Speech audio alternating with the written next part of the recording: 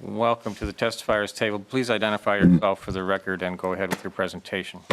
Good morning, Mr. Chair. My name is Dana Bailey. I'm the Executive Director of Projects and Initiatives for MN.IT Services.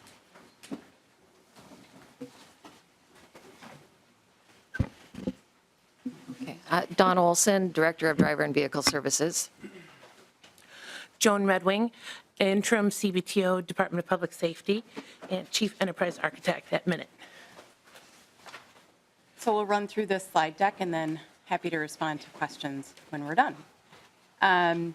We've added, just for the members' understanding, we've added some slides in here that give both metrics and an explanation of how the driver system is going from a performance and from a performance perspective, with the understanding that we have also in the past represented all other system performance metrics in these reports. So we've added the driver system as well. Really briefly, Release 114, which was deployed on November 11th, has been flawless since its deploy.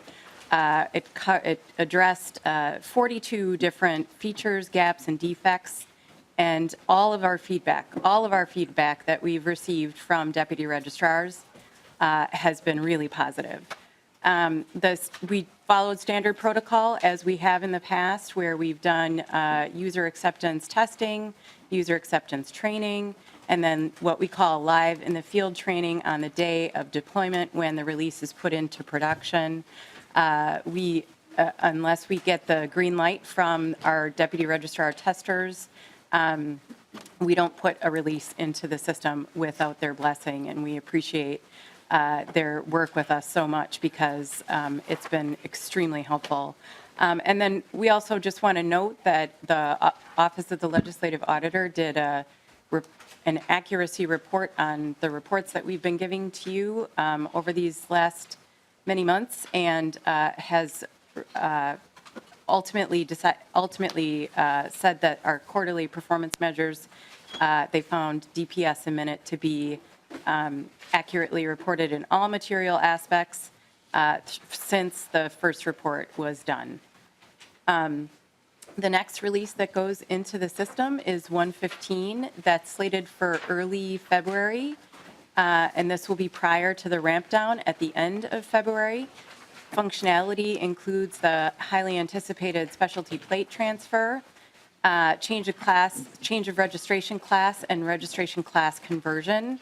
And we did what we could to respond in this release to the OLA's transaction accuracy audit by making sure that the system was flagging any outliers in base values, any outliers that are way too high or way too low will be flagged for us to understand where that base value came from, correct it if we need to, and move forward from there. And as we shared in September, the last couple of releases, including 115, covers almost 50% of the stakeholder priorities that were laid out for us when we did the reprioritization process that ended in June of 2018.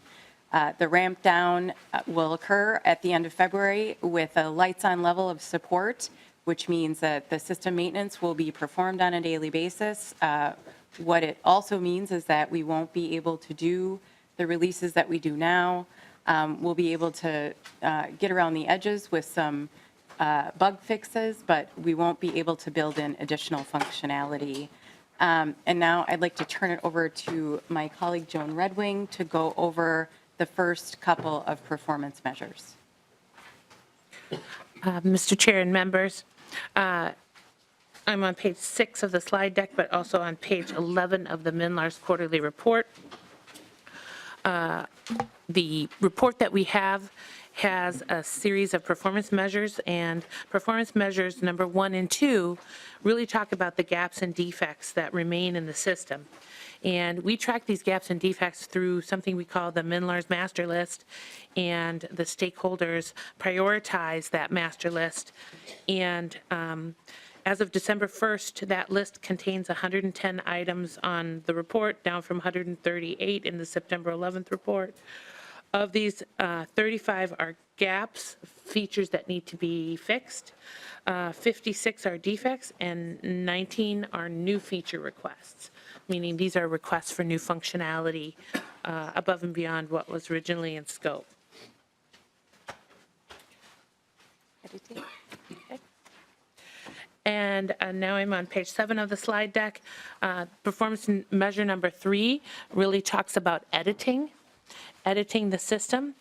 And since the June release, which provided some editing capabilities for the DVS liaisons, they have the ability to edit plate and sticker inventory as well as correct data entry errors.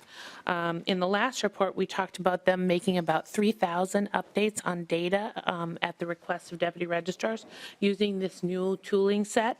Now in this report, you'll see that they've edited 12,992 transactions. So it's been, this new feature set has been highly used. And it's our intent in that with additional funding, we can release features similar to this to the deputy registrars. Also, release 115 will also have a new functionality called a data entry ticket. So right now, to be able to get a data correction, the deputy registrars call in or email in any kind of requests built into MNLARS, very similar to what the driver's services product has. We were building in a data entry ticket, so when they're right there, let's say they realize they have mistyped something, they can pull up a screen and enter a correction request. And then that correction request is sent directly to DVS, and then they can monitor their own correction requests without having to, get out of MNLARS, go to another system and send an email or sit on hold on the phone, or, get directly to a deputy registrar liaison when they call in on the deputy liaison line. So this should be an improvement, and they also deputy registrars at our ESE meeting voted on the name of this new feature, calling it the data entry ticket. And again, we definitely want to build out additional editing capabilities. We fully acknowledge and respect the need for additional editing on behalf of the deputy registrars, and looking forward to building out that functionality given additional funding.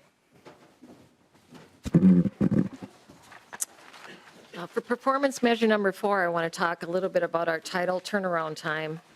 And the title work that we measure is measured in the number of days that it takes a title application to be processed and a title to be issued. Our goal in DVS is that we turn around a title application in less than 30 days. As you can see from the graph, also on pages 13 and 14 in your quarterly report, our workload started out at an all-time high at the beginning of the year, with approximately 92 days turnaround up to at 100 days on some certain title applications. As of November 30th, the title turnaround has increased somewhat from our last report. Out-of-state titles or transfers are at 40 days, which is a little bit higher than what we'd like. Minnesota title transfers are at 35 days, and new car titles are at 35 days. As what was previously discussed, the launch of the driver's license system definitely affected our ability to turn around title applications in a timely fashion, and we moved approximately 19 staff out of the processing group on titles over to processing driver's license applications. But we're close to where we want our goal to be. We don't feel and we don't refer to our workload anymore as a backlog. It's more of the number of applications that we have in our work queue, and we're always going to have applications in our work queue. Our goal is to turn these applications around within 30 days, and as you can see, we were hovering around that in August and September, but unfortunately right now we are starting to increase our title turnaround time. As we've talked about before, overtime continues for our title processing group, as well as we are continuing to work with the Department of Revenue with their staff, and they are able to assist us on an intermittent basis. Obviously, we're coming up to the first of the year where it's not going to be as easy to work with that team because they have other obligations. But it's important to know that 85% of the applications that we do process in our office are turned around in less than 40 days.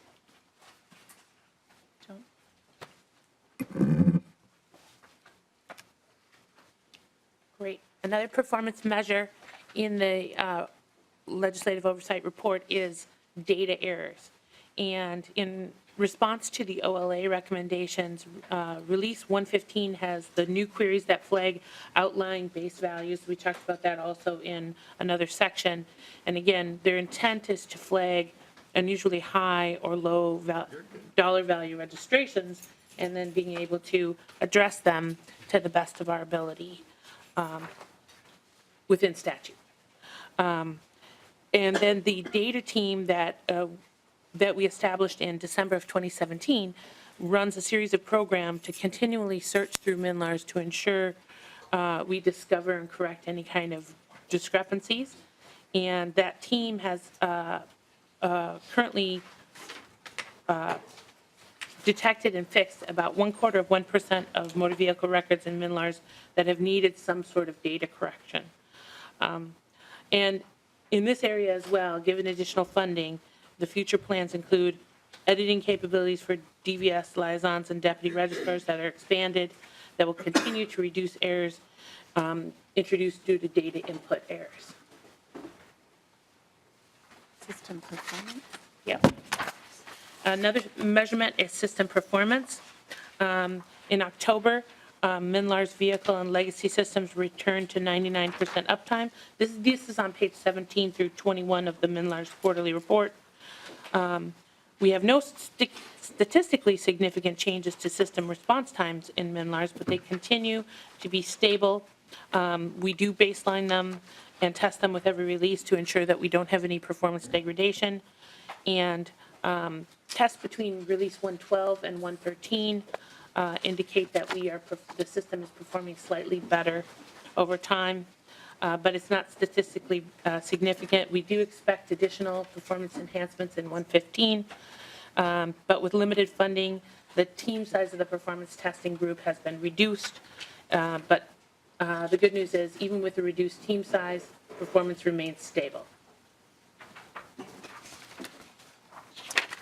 For performance measure number 7 on customer service, compared to our last report, which you see the breakdown on this slide, we have been able to accept and handle more calls percentage-wise than we have in previous quarters.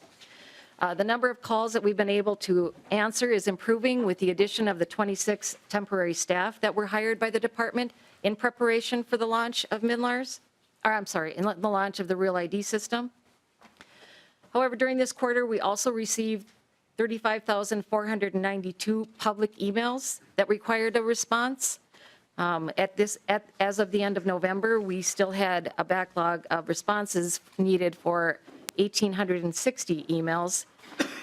But it is important to know with the additional staff that we have been able to turn around our response time to emails. We were at an all-time high earlier this year, with it taking 10 business days for us to respond to an email.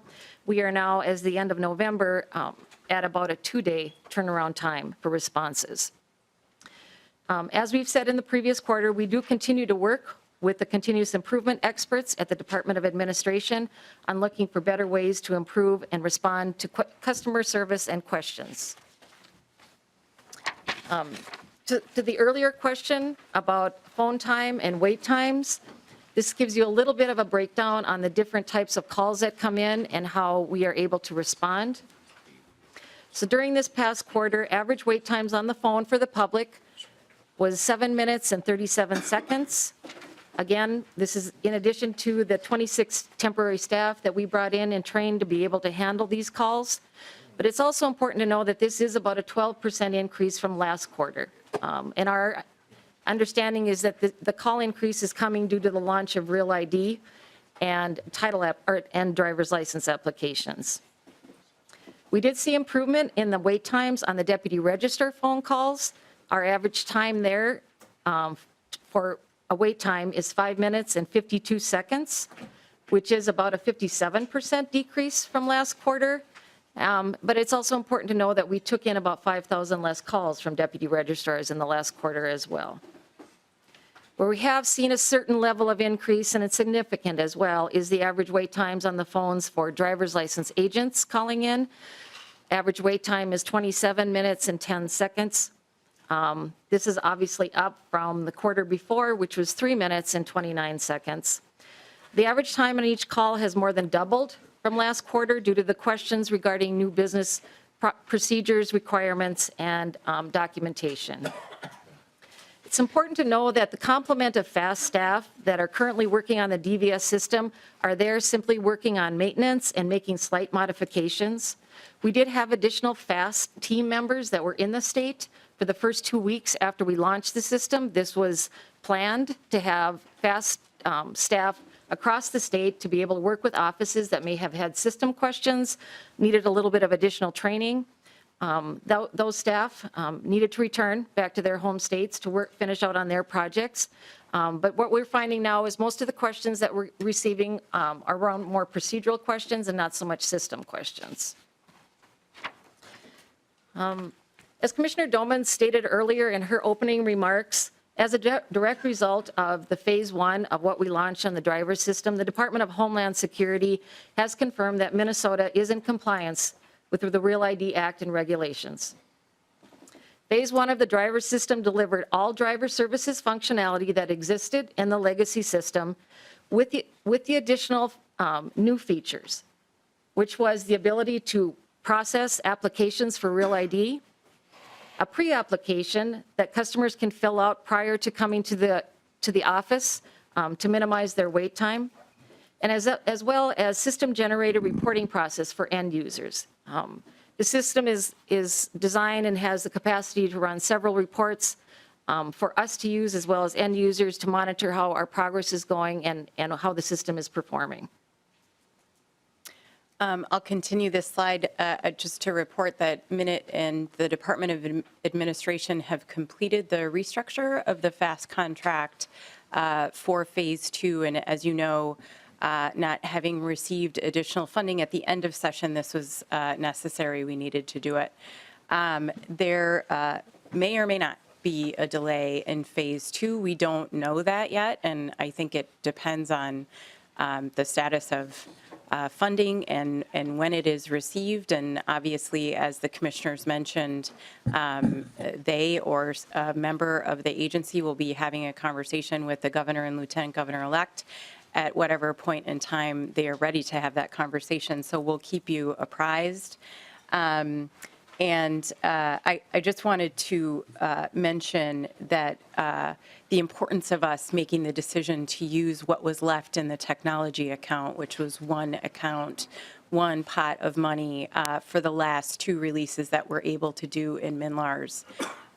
You know, we struggled with the decision, I would say, for some time. And but I think at the end of the day, at least I feel comfortable speaking for the 3 of us at the table, it was easy for us to make, knowing the relief that would be delivered to the deputy registrars, the fact that we were finally able to deliver on their priorities in releases 114 and 115. That was incredibly important to us, given the partnership that we have forged with them over the last year. So I just wanted to make note of that. And as the commissioners mentioned, as soon as we know about where we're headed on requests for funding for either system, we will reach out to you and let you know as well, and provide a briefing as soon as possible. You know, we had made a decision when we received the 9.6, and after not having received any additional funding at the end of session, we made the decision to stretch those dollars as far as we could. We did not hire up to the full complement of contractors needed on the MNLARS work, and we wanted to make sure that we were building in functionality that was needed prior to what we saw being a ramp down at the end of February, and that's where we're at today. And as I mentioned, our approach and timing of additional conversations will depend on decisions made by the governor-elect in their budget process. And we'll be glad to respond to questions. Thank you for your report. We've been trying to kind of analyze the numbers when it comes to driver's license and Real ID. applications that are coming in compared to how quickly they're being issued. And correct me if I'm wrong, but it looks like we're getting behind there, that the number of applications is coming in much more quickly than the number of licenses that are being issued. Maybe we're misinterpreting some numbers here. I would like you to clarify that for me. Sure. Mr. Chair and members of the committee, we know that to date, we have taken in on the Real ID applications 32,159 applications. That's about 10% of all applications that have come in since we launched the system. We have processed and mailed out 11,501 of those applications. And so the remaining less than 20,000 still have to be processed. They are processed through the new system. And when we are giving individuals credentials or temporary license, when they come in for these applications through FAST, they're given a 120-day temporary license, which has a photo that they can use, so it's less susceptible to fraud. We are staying within the 120 days. We are certainly not at an acceptable level yet, but our focus is to try to clear up the backlog of what we had of applications prior to the launch, and that's primarily where the focus is right now. So what's the trend there, Ms. Olson? The trend is for the backlog, for us to complete those backlogs of what we have currently now in the system is by the first week of January to get those processed. Then we can pivot all available staff into the new system to work on the applications that are coming through in the new system. Right now, we have probably about 2/3 of the staff working on the backlog, 1/3 of the staff working on the new system applications. Once we pivot that, documentation is already in the system. It's less paper shuffle that has to happen. We expect to see, we're seeing about a 30% increase in time for us, not in time, in our ability to process these applications much quicker than we did with the legacy system. So our target is to get through this backlog, and after that first week in January, to pivot all resources on clearing up what we have in that system as of today, what's there now. So you're confident that you can stay under the 120-day deadline? We are at the time, I'm sorry, Mr. Chair, we are staying under that deadline at this time. Like I said, we don't have a whole lot of wiggle room here, but we are shifting resources and working very hard to stay within that timeline. Thank you. Other questions from members? I do not see any. Representative Hansen? Thank you, Mr. Chair. So the shifting money back and forth is all because of the short-term money we have. I mean, it gets to the issue of long-term funding or what are the needs. If we're continuing to provide bridge funding, it's a bridge to another bridge, and you're moving the money. Is that correct? Or what is the structural challenge here do we need? Mr. Chair, Representative Hansen, I hate to call it a shift because the money that is in the technology account is under the MNLARS umbrella, which provides for both motor vehicle and driver systems. And so, it is sort of we're playing a shell game, obviously, with funding and staffing and all of the needs that we have for both systems. So I think it was, at the end of the day, just a decision that we needed to make. It was the 2 releases versus, phase 2 of FAST, and knowing that phase 1 contained all of the functionality that Minnesotans need for the driver system, we were satisfied with making the decision to move forward with 114 and 115. Follow-up, Representative Hansen. Thank you, Mr. Chair. So essentially, you're doing what you had to do. We're not in session. You don't have an additional appropriation. We're still not in session, but the work has to be done, and you're using your authority to do the work. Is that correct?